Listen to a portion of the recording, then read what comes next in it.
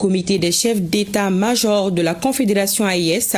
Il examine et valide les propositions des experts militaires du Burkina Faso, du Mali et du Niger relatives à l'opérationnalisation de la force unifiée de la Confédération AES. L'ouverture des travaux avec Adama Guiti et Sekou Zongo.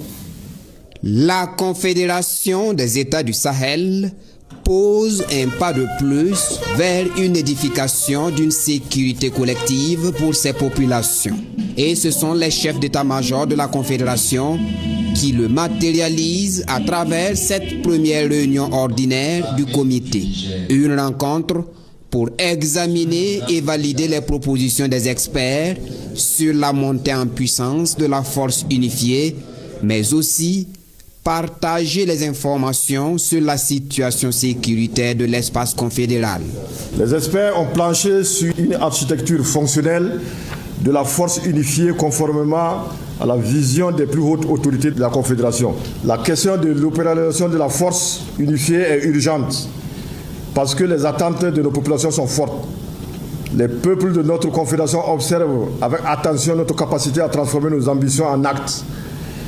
Ils attendent de voir nos unités sillonner leurs villes et villages. Ils attendent que nous apportions une réponse concrète aux problèmes de sécurité qu'ils vivent au quotidien. Cette réunion est donc cruciale. Elle est une étape clé pour l'opérationnalisation de la force unifiée, l'instrument militaire et opérationnel de la souveraineté et de l'intégrité de la Confédération des États du Sahel. Ces décisions qui seront prises ici à notre niveau vont permettre d'avoir un impact dans la conduite des opérations sur le terrain et permettre au commandant de la force unifiée de conduire sa mission sur le terrain. Convaincu que les grandes réalisations se construisent ensemble dans un esprit de synergie et de complémentarité, ces officiers supérieurs de la Confédération AES réaffirment leur engagement collectif à renforcer les liens confédéraux pour relever les défis communs. Ils affichent également leur détermination à bâtir un outil de défense solide et efficace. Le directeur général de l'ANPE poursuit son séjour au Niger.